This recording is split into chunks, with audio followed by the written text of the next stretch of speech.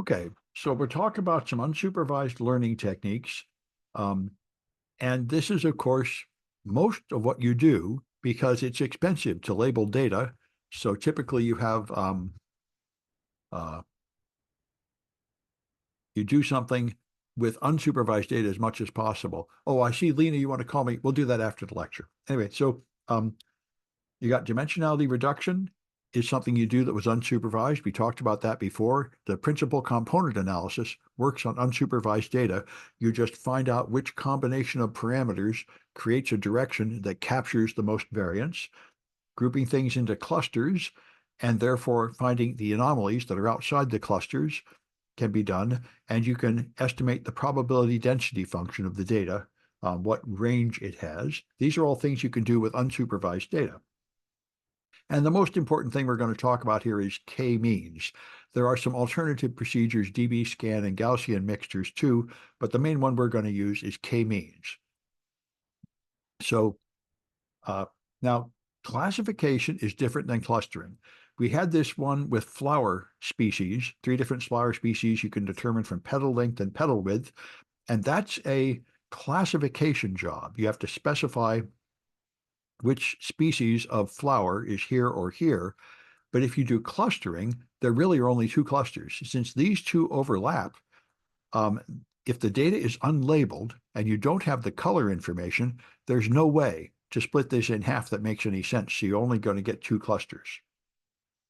All right, and so this is useful. You can group anything into groups. You can group your customers into clusters, and then you can decide if I'm selling something, these are the customers that might be interested in these products, and these customers would be interested in these other products, that sort of thing. Um, if you don't, if you just have data to analyze, you can group it into clusters and then analyze the clusters one by one. And you can do dimensionality reduction. Once you find clusters, you have a new parameter, which is which cluster they're in, and you can work with that. You could even use just that. You could treat that whole class as a single parameter, as single defining fact about them, and then work with the lower dimensional space of just which cluster you're in instead of all the parameters that define the clusters. So they may be useful as extra features, and instances that don't fit into any of the clusters are the anomalies, the ones that are outside or between. And we're going to do this in the project where you want to just save money on labeling. So instead of making a human label all the instances, you group them into clusters, find representative samples from the center of each cluster, and get a human to label them. So a small amount of human work can propagate to a large amount of instances. And search engines are, of course, good. For like an image search engine, you upload an image and you want to find similar images. So clustering your images would be a way to do that.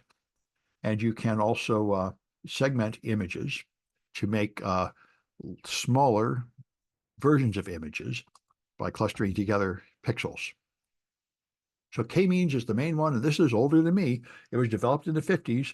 It's very simple. So if you have data like this, where you have 5 Gaussian blobs, 2 big ones and 3 small ones, then you just like to find those clusters. And k-means will, when it's done, end up with this. You have central points, and then you have decision boundaries. So everything on this side of this line is in this cluster, centering there. Everything here centers there. And these 3 have regions. And you can see there are some errors. Like these dots here probably belong to this cluster, but they're closer to this, so they're going to be interpreted there. So nothing is ever perfect. And you might call these the outliers, the ones on the borders between clusters where you're not really sure. Anyway, all right, hard clustering puts each instance in a single cluster. You could also have soft clustering, where each instance has some affinity to one cluster, and it might have some affinity to another cluster, and that way you'd have a mathematical way to express this sort of uncertainty where these ones are on the border between 2 clusters. All right, and here's the algorithm. It's incredibly simple. You just randomly place the centroids, and then once you place them, you find all the instances that are nearest to that centroid, and that creates a group, and then you just move to the center of the instances in that class and try again. So this is like having a trampoline with acorns on it, and you drop a bowling ball on it and makes a dent, and then the ones near there slide down into that lump. So here, for example, you start with a random placement, then you label all the instances. So these dots here are closer to that centroid than anything else. So then you move to the center of these. So what happens is this one is poorly placed. It's far from the center, but after you label the nearest ones that are nearer to that than anything else, and then move to the center, this centroid will move closer to the center of those. And so, as you can see, just a few iterations are enough to have these centroids fall into the natural center of their groups. All right. And so the score is the sum of the squared distances from centroids. That's one way to evaluate the quality of the fit. And you want that number to be as small as possible. You see it dropping down here. This one has a 599 score, and it drops down to 212 by here by the time you find good centers. Now, the problem is if you have really bad starting guesses, like only 2 centroids over here and 2 over here, then it will not converge to anything good. It will split this big group in half, and it will combine these 2 groups into one, and it won't move any further because there's no way to escape this local minimum and get to a more global minimum here. So that's an issue. Therefore, by default, the algorithm we're using, the library, will try it 10 times with different guesses just to try to avoid this. All right, and so it's linear in all the dimensions. It's pretty simple. It converges quickly. It's not very expensive computationally. But if the data is not, in fact, clustered, then, of course, it can fail to converge. But in practice, it generally converges pretty well. So here's the code we'll use later to make these random things. I'm not going to do it now, but here's, if you have 100 points, you see them here, and here's 1,000, and here's 10,000, all converging pretty well, as you can see. All right. There was an improvement put up 20 years ago to choose better starting centroids that are more distant from each other, so it's less likely to converge to a suboptimal solution, and that's now become the standard, and it's built into the libraries we're using. If you have a large data set, then you can use something called the triangle inequality to estimate distances to make the calculation faster. Sometimes that helps. And you can also do what we've done in many other cases. You can use mini batches. If you have too much data, you can choose to only use part of the data for each cycle, and that will move the centroid just a little bit each time, and it can speed it up. It can take less time to reach a good solution. All right, and so K is the number of clusters, and that's an issue. So if you have only 3, then you're going to have a really hard time converging here, 1, 2, 3, because there really are 5 clusters. Whereas if you choose a larger number, then you can, of course, get a lower error score, because you can take a big cluster like this, break it into 3, and then the sum of the squared distances from the centers will go down. So the more clusters you have, the less inertia you'll have, which is the sum of all the squared errors. But you can try to choose the best point. The right answer is somewhere here at 4 or 5, you can see.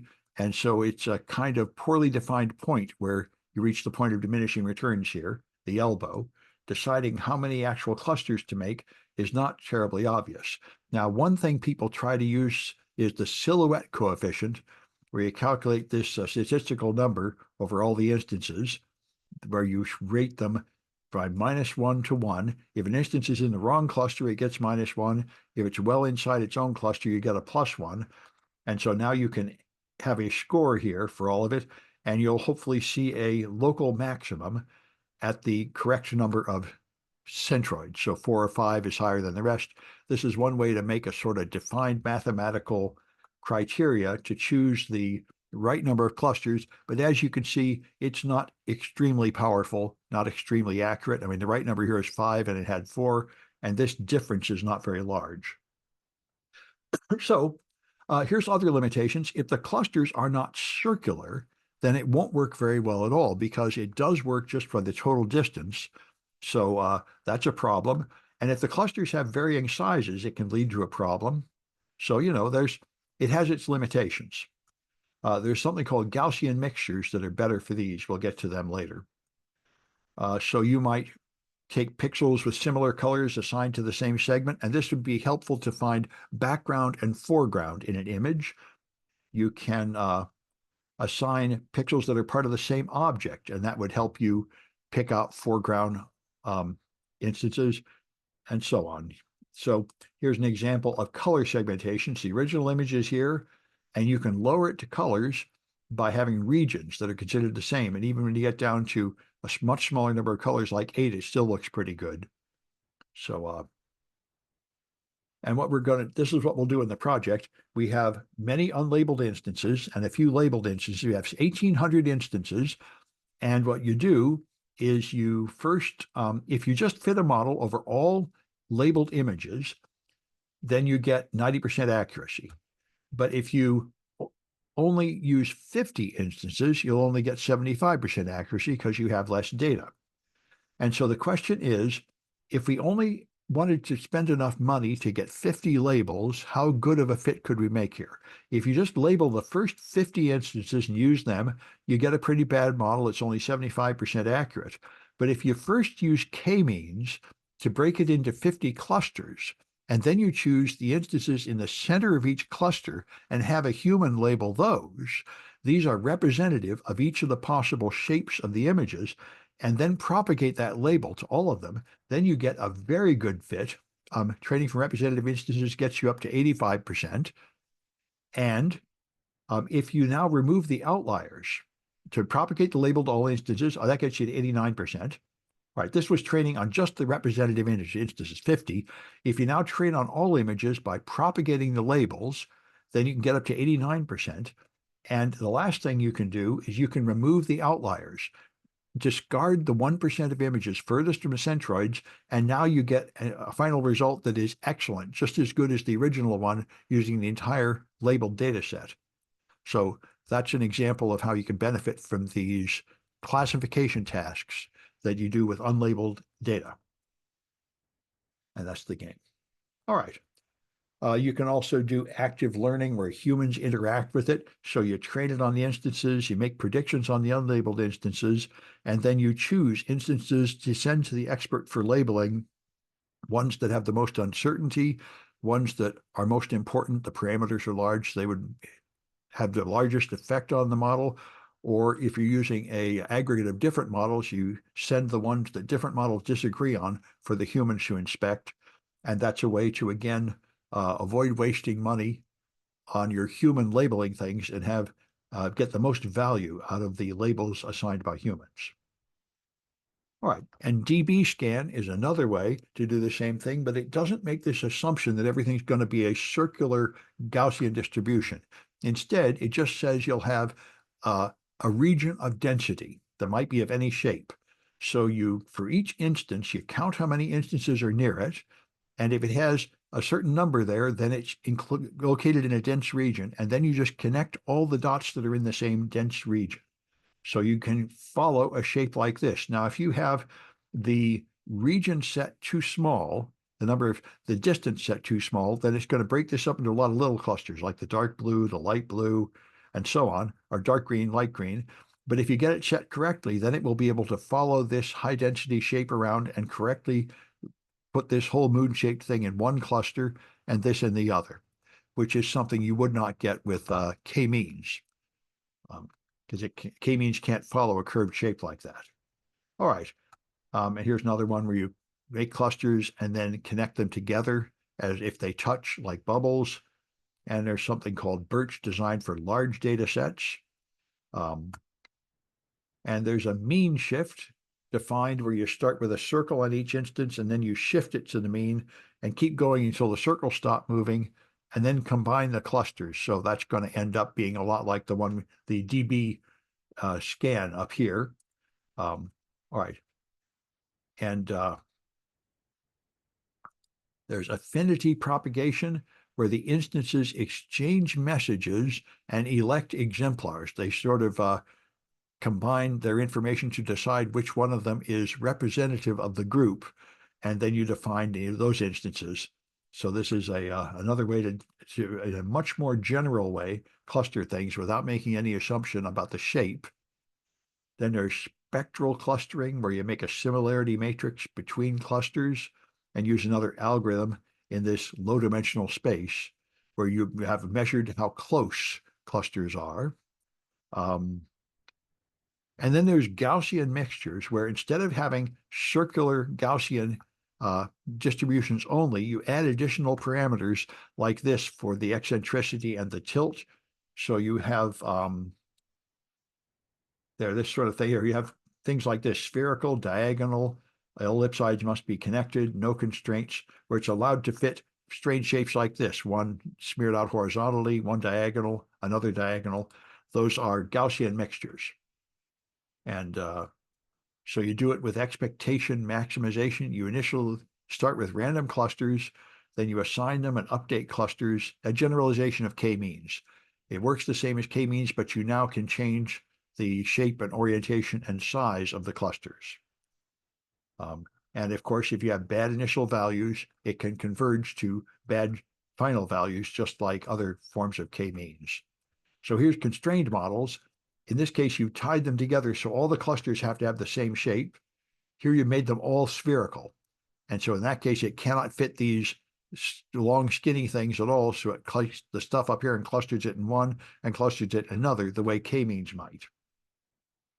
All right. Anyway, now you have these colors show a sort of profile map of the density, and anything in a low density region is an anomaly. So you choose the ones that are furthest from the mean and throw away some of them. So these starred ones here are the anomalies. That's 2% of them that are furthest from their means. So those would be the ones you consider defective and discard, the anomalies. And so if you want to do it mathematically, you can select the number of clusters with these Bayesian information criteria and a Kaci information criteria defined here as the maximized value, the likelihood of the model, or you take basically the affinity of each dot with the clusters and mathematically calculate a number to try to determine how many clusters to use. And in this case, you see they do reach a minimum at 3 and then slowly grow from there. So you can have a somewhat well-defined way to determine how many clusters you're going to use. And if you want to use a Bayesian Gaussian mixture model, then what you do to fit this kind of data is you would use a larger number of clusters than you need. So it will group them into 1, 2, 3, 4 clusters for the top ring and 4 for the bottom ring. And so technically it's put it in 8 groups, but you could interpret it at a higher level, being in these 4 means you're in the top loop and these 4 mean you're in the lower loop. So that's one way to do it.